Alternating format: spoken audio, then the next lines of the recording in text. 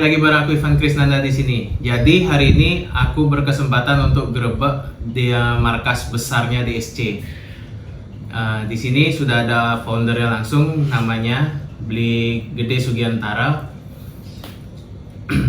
Jadi kita di sini mau nge-review sedikit koleksi yang ada di markas dari Denpasar Snakehead Club. Mungkin sebelum kita mulai masuk ke review, di sini saya mau nanya-nanya sedikit. Gimana sih awal mulanya DSC ini terbentuk? Kalau awal mula ya, dulu kan di sini aku yang pertama kali gini, istilahnya kan main canang, terus ngasih tahu ke teman yang lain, kebetulan mereka juga suka kan, dan banyak, kurang lebih baru 5-6 orang, dan iseng-iseng nih membentuk, istilahnya bukan komunitas ya, tapi grup kecil-kecilan untuk kita sendiri di sini. Itu udah membentuk namanya Denpasar Snakehead Club. Itu sudah rundingan bersama nama itu, ya udah bentuk buat baju, dan kemudian jalanlah buat Instagram, dan mungkin kalau nggak salah itu awal tahun 2021 ya.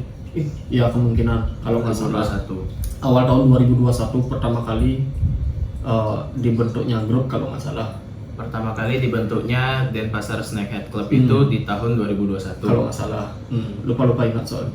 Berarti pertama kali main Cana juga sekitaran tahun itu. Kalau pertama kali main Cana aku itu 2019 kan Covid. Akhir tahun, awal tahun 2020 PHK, nggak kerja selama bulan Maret, April, Mei kayaknya. Mei, Juni itu udah main Cana tahun 2020. Oh gitu. Kalau nggak salah 2020. Oke. Kalau boleh tahu di sini mungkin Cana yang paling tua ada? Kalau Cana yang paling tua kayaknya ini ya yang agak besarnya. Agak besar. Soalnya ini udah umurnya, bukan umur sih, sudah di sini itu kurang lebih hampir 1,5 tahun. 1,5 ini tahun ya. Karena kan dulu kan sempat gonta-ganti Cana juga, dulu sempat punya Maru 60 cm juga. Maru gede-gede dulu sempat punya, tapi karena sempat juga bosan sama Maru, tak sisain ini aja, sisanya dijual lah. Dulu kan pernah main Auranti juga, Auranti datengin Kukra segala macam, tapi sekarang balik lagi ke basic, ke Maru. Berarti tetap Maru yang terbaik. Maru, karena Maru kan istilahnya pertama kali kenal Cana itu kan lihat Maru.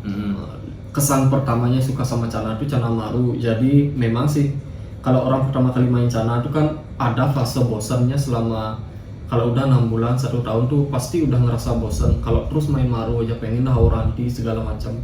Tapi lama kelamaan kalau udah ketemu feel-nya lagi, kembali dah lagi sama kayak saya. Gitu sih. Jadi kurang lebih seperti itu untuk perkenalan di awal mengenai terbentuknya Denpasar Snakehead Club. Jadi sekarang kita mulai masuk aja ke reviewnya.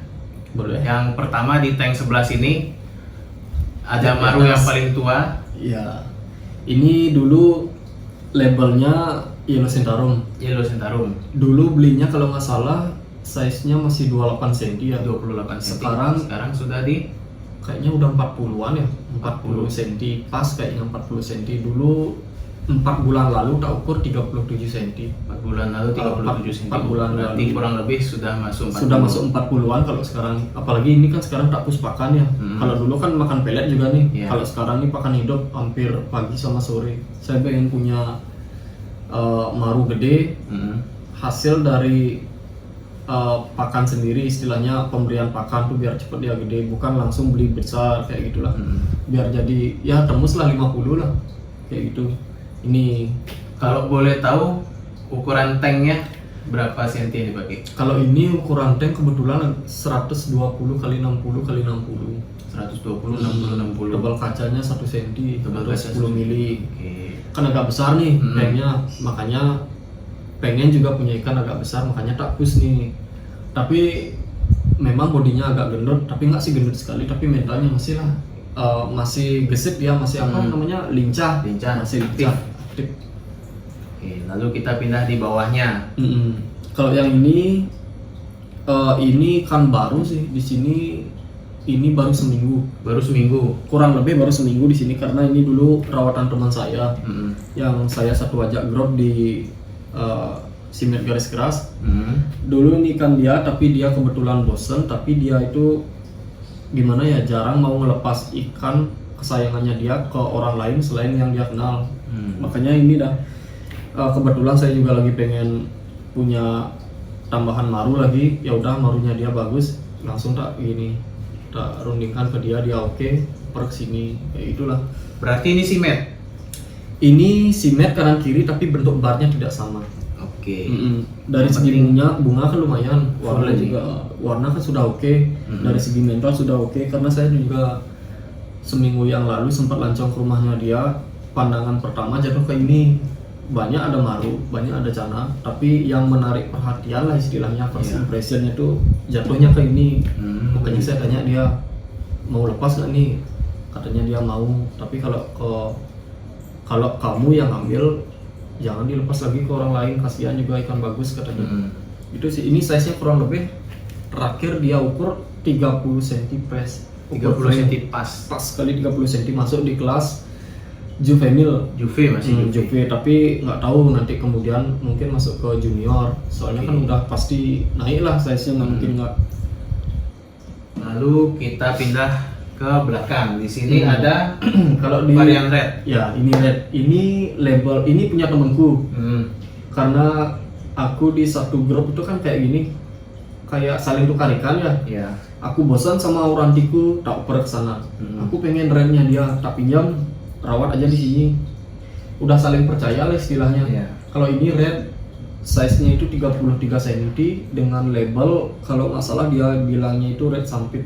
Red sampit. Ini kurang lebih di sini udah 3 bulan ya. Udah 2 bulan 3 bulan kalau nggak salah. Itu aja sih kalau untuk ikan yang ini. Oke. Tapi barnya agak tipis ya. Barnya agak tipis, itu yang agak susah nih. Barnya agak tipis. Kalau ini kan udah ada yang beberapa yang gini apa namanya cabungnya itu udah agak tebal tapi belum mau ngeblok dia hitam. Ini udah masih nyari cara biar gini dia, biar mau ngeblok, istilahnya ngering lah antara putih dan hitam tuh agar terlihat jelas. Ini kayaknya mau tak hapus jangkrik dulu. Biar gini dia biar tebal lah istilahnya barnya. Kalau saya gitu, kalau nyari bar tebal tuh di tank hitam. Kalau pasir sih gini ya, terserah, boleh merah boleh hitam, tapi makanannya itu cacing sama jangkrik. Kalau saya itu kalau nyari kepekatan bar. Itu sih untuk PR-nya ini. Tapi kalau untuk warna sudah oke lah. Sudah mulai up, tapi barnya tipis sekali. Warna barnya itu aja minusnya ini. Lalu di bawahnya di sini, nah kalau yang ini ada maru yang masih mojok. Masih mojok. Ini baru sembuh dari gigit ekor. Karena waktu ini kan saya sempat selalu buat story ya di YouTube sama di Instagram untuk updatean ikan-ikan yang agak stres. Saya bisa bilang ini ikan gila karena baru waktu ngambil mungkin salah pakan atau nggak cocok. Itu udah gini dia, gigit ekor lah sampai ekornya itu agak-agak hancur. Itu udah nyari-nyari cara gimana caranya biar dia sembuh. Soalnya kan ikan baru. Dan akhirnya sembuh. Ini untuk sementara waktu ya, sembuh. Tapi nggak tahu juga sebulan 2 bulan kemudian, kan nggak tahu juga penyakit, namanya juga penyakit gila, bisa juga kumat kayak namanya gitu. juga penyakit gigit ekor ya. Itu udah gini, kalau kiper udah dapat ikan gigit ekor tuh, udah stres biasanya. Kipernya yang stres, udah nyerah lah. Itu udah, makanya sekarang mau gini nyari caranya, gimana caranya biar teman-teman yang punya ikan gigit ekor tuh nggak, kalau udah gigit ekor langsung udah pasrah pengen dijual. Ya, harusnya biasanya seperti itu. Harusnya ikan 1 juta dijualnya jadi 200 kan nggak gini juga, nggak worth it sekali, rugi besar. Tapi kalau dirawat nama stres kitanya itu udah. Jadinya kita sebagai kiper kalau dapat ikan kayak gini kondisinya berarti kita sudah ngerasa rugi pakan, rugi waktu ngerawat, semua hal, tenaga. Kalau boleh tahu, apakah akan dikasih bocoran untuk ini cara ngobatin gigit ekor untuk sekarang ini atau belum? Kalau sekarang belum ya. Sekarang belum ya? Tapi mungkin lagi sebulan ya, nanti pelan-pelan. Soalnya kan ini kan udah sembuh. Ada lagi satu saya bahan percobaan di sana kan red tuh. Iya. Ekornya hancur sekali. Itu punya teman saya karena dia udah nyerah. Dioper ke sini. Dan di sini saya hanya mencoba dan berusaha, semoga aja dah. Kalau di sini kan istilahnya kalau saya tuh perlu waktu selama seminggu untuk memahami karakter ikan. Iya. Karakter ikan, apa yang nggak cocok makanannya, dianya harus kayak gimana tuh harus benar-benar diperhatikan selama 1 minggu. Setelah 1 minggu saya udah ketemu feel-nya itu ikan, baru saya progres. Ini udah 2 hari 3 hari nggak gigit ekor, semoga aja dah. Ini kan udah mau tumbuh lah istilahnya, ini kan tulang, ini udah tumbuh kulit baru lah istilahnya, nggak ada sobek-sobek dikit-dikit tuh, nggak muter-muter lah istilahnya. Sudah lagi. mulai recovery. Sudah mulai, semoga aja membaik lah. Nanti setiap minggu pasti kita update kurang lebih nih. Kalau pengen ekornya full tumbuh kayaknya perlu waktu sebulanan. Kalau ini udah berhasil, baru tak share apa yang saya lakukan terhadap ikan ini. Tapi kalau caranya itu tidak masuk akal, mohon maaf, karena ini kan cara saya sendiri itu istilahnya. Karena masing-masing kiper punya trik dan cara sendiri. Benar. Oke. Istilahnya saling menghargai lah cara-caranya orang. Yang benar. penting hasilnya itu nyata, ada gitulah. Karena kita tidak bisa menyamakan cara treatment, cara perawatan masing-masing kiper. Apalagi maru ya. Kalau maru itu tidak ada treatment atau progres yang baku, yang tertulis itu tidak ada. Benar. Kadang pakai pakan ini bagus, yang ini nggak pakai pakan itu tambah bagus lagi. Kan nggak tahu juga, tergantung ikannya sih menurut saya. Selain tergantung orangnya yang rawat. Itu aja sih untuk ikan yang ini yang gigit ekor. Oke. Terus kita pindah ke rak sebelah. Di sini ada, mulai dari bawah aja dulu ya kayaknya ya. Karena di atas ada sesuatu yang sangat menarik perhatian saya ini. Di sini ada Andrauper. Kalau boleh tahu size berapa ini? Andrauper ini di size 11-12 kayaknya lah. Kalau nggak salah. Dulu ini saya dapat udah 5 bulan. 5 bulan yang lalu. Tapi sampai sekarang belum mau ngebola. Oh, belum mau ngebola. Mungkin karena di sini kan ruangannya agak rame ya. Teman-teman sering nongkrong, lampunya keterangan, dan tempat di samping akuarium ini pintu utama. Jadi kan agak berisik ya, mungkin terganggu orang keluar masuk. Bener. Itulah mungkin makanya gini nggak jadi sampai sekarang. Oke. Tapi belum pernah kejadian ngepairin ikan ini sampai ngalamin mati, mungkin kematian ikannya, atau dia berantem juga di awal? Dia di awal berantem selama 2 minggu. Selama 2 minggu dia berantem. Buka sekat, buka tutup sekat juga.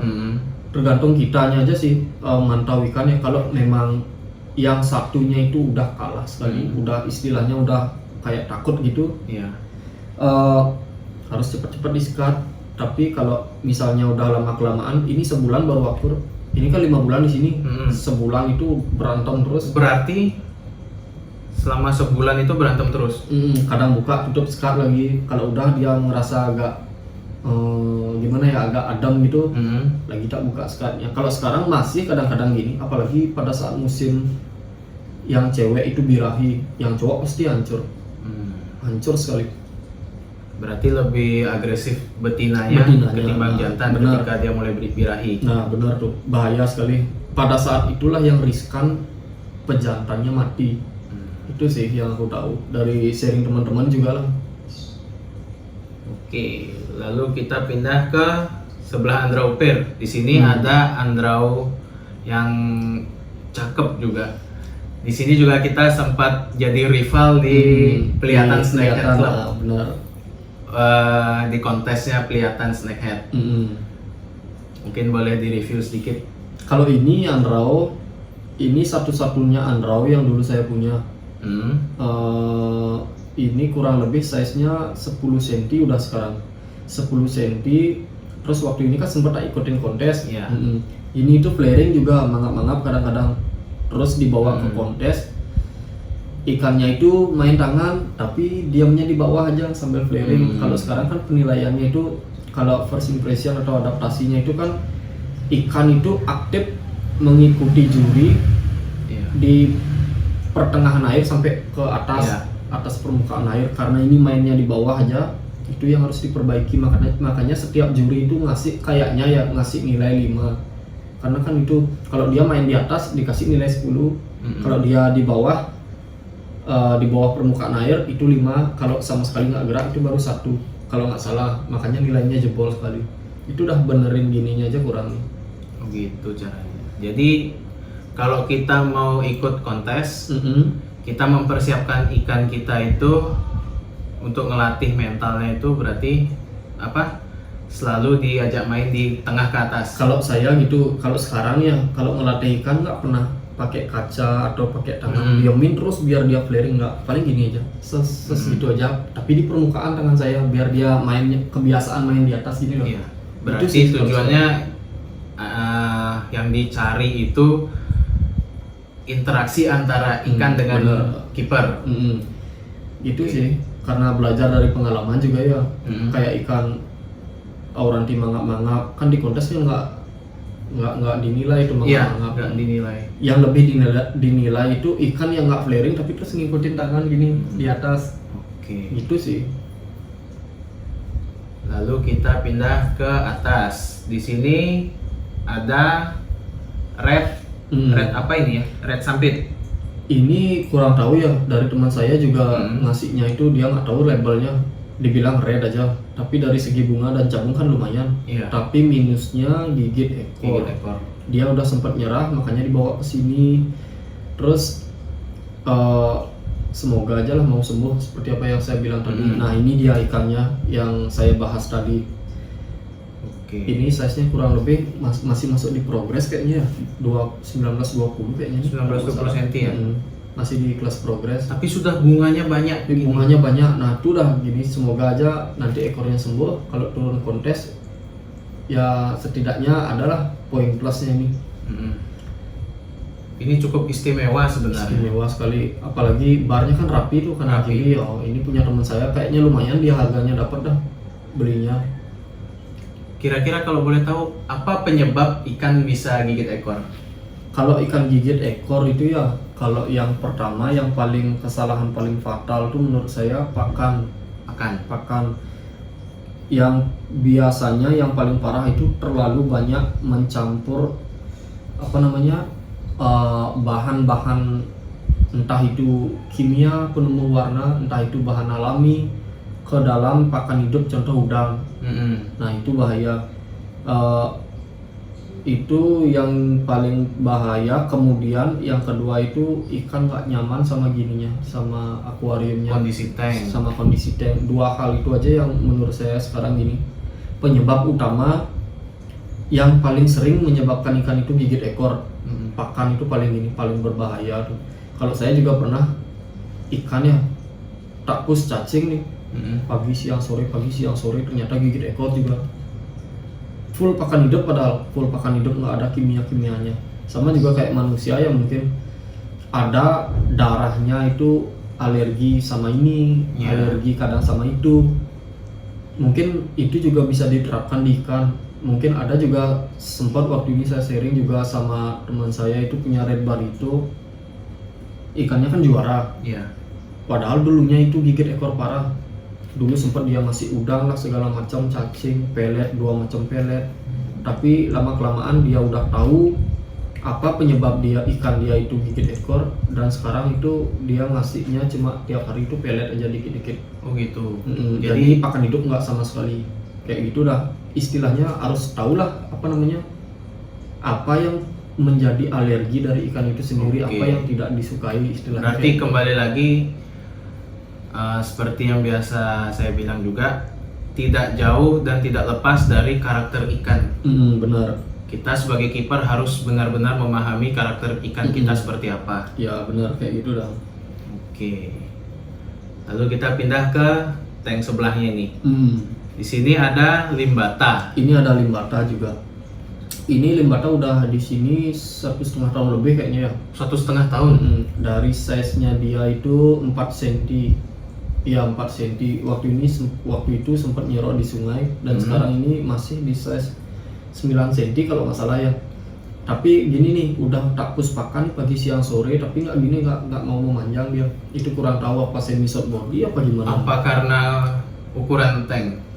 Enggak juga, dia juga sempat di tank yang 60x30 juga. Oh, sempat di tank besar. Sempat di tank besar. Mentalnya ini bagus sekali, nggak dia. Sempat turun kontes juga waktu itu di LCFC di Lumintang. Mentalnya sempurna sekali. Tapi itu udah nggak pernah mau gede dia. Itu udah nggak tahu juga ya, mungkin ke bawah genetiknya dia, mungkin nggak mau gede Mungkin apa bisa gimana, jadi. atau mungkin perlu waktu yang lebih panjang lagi. Oke.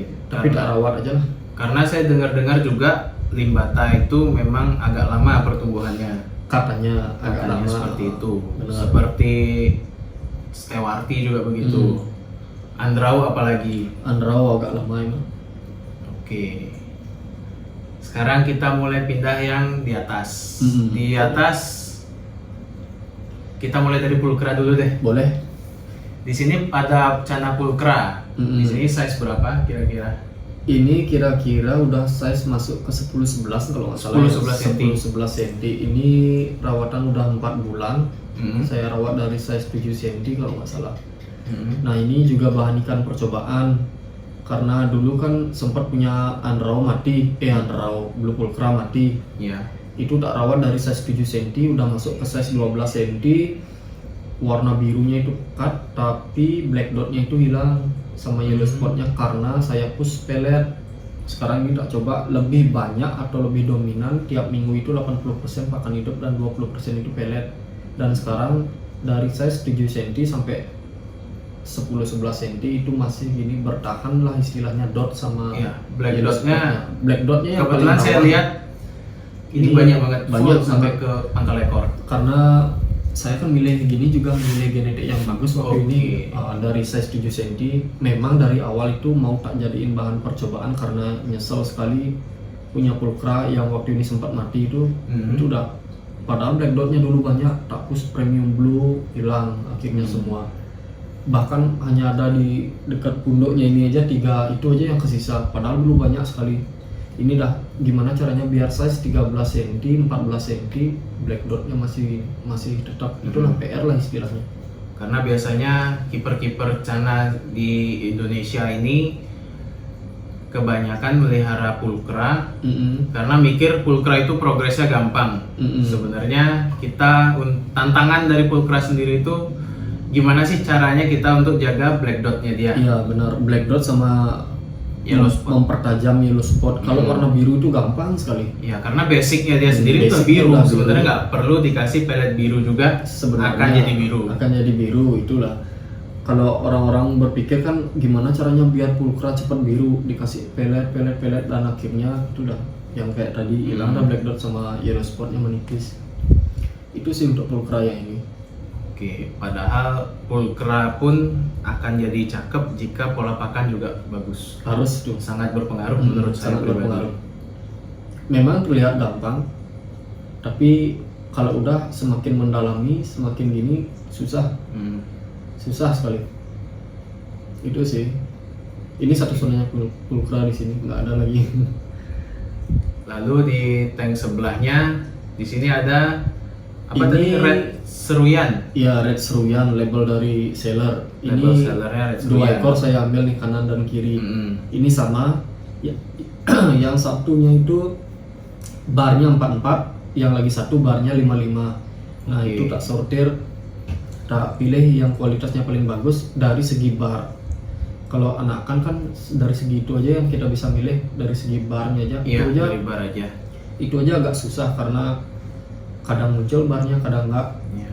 Kalau saya gitu milih hombiokan. Kurang lebih tadi size berapa?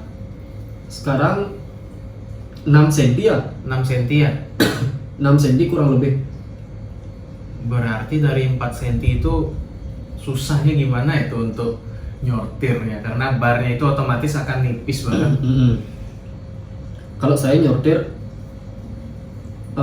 kalau udah ketemu ikan yang bagus itu kan kejar terus. Kalau misalnya saya milihnya 10 dulu nih. 10 ekor tak masukin, udah sortir. Setelah itu sortir lagi yang di 10-nya itu. Kalau masih ragu lagi bilang ke orangnya yang jual, aku ragu nih, aku mau sortir ulang, dikasih dah sama dia. Kebetulan teman juga kan sambil lancong juga ke rumahnya dia, gitu sih. Berarti seperti di filter ya? Wih susah sekali, soalnya kan sekali masuk serokan atau sawu udah ya mencar semua. Udah ada hilang. Itu makanya harus gini sekali, tapi cepat sakit sih mata kalau nyortir ikan banyak, apalagi kecil-kecil tuh susah sekali. Gitu, iya benar. Oke, kita lewatin red seruyan, kita pindah ke tank sebelah, tank terakhir yang ikan yang benar-benar menarik perhatian saya karena ikan ini size-nya kecil sekali tapi sudah sangat istimewa. Kenapa istimewa menurut saya? Karena dia di size sepertinya di under 15 cm ya? Di bawah 15 cm sepertinya. Kalau sekarang ini 13 kayaknya. 13 cm ya? 13 cm. Di size 13 cm sudah mulai keluar bunga, teman-teman. Boleh dilihat dari videonya sendiri juga. Di sini ikannya sudah mulai keluar bunga.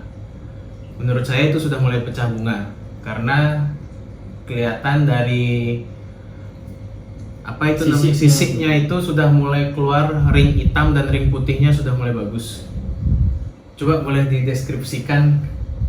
Kalau ini dulu dari size sama juga kayak yang di samping, dari size 45 cm saya pelihara, kurang lebih udah 2,5 bulan ya kalau nggak salah. 2,5 bulan. Terus kan masih aja kecil nih. Sebulan. Kalau saya dulu tuh orangnya jarang ngasih makan ikan, makanya lama sekali gede. Terus selama sebulan kok nggak ada perkembangan ya, makanya setelah 1 bulan saya rawat, saya pusing pakan nih, saya kasih cacing tiap pagi, saya kasih udang, lagi udang basah siangnya, saya kasih istilahnya kadang-kadang jangkrik malamnya, terus nih ngepus. Akhirnya selama 1,5 bulan dari size 7 cm sekarang udah size 13, udah agak gini, apa namanya, udah agak gendut lah istilahnya, bodinya udah agak memanjang juga. Terus kalau perawatan, kalau saya ya dari baby red itu, kalau dari tangkapan alam kan airnya kan coklat.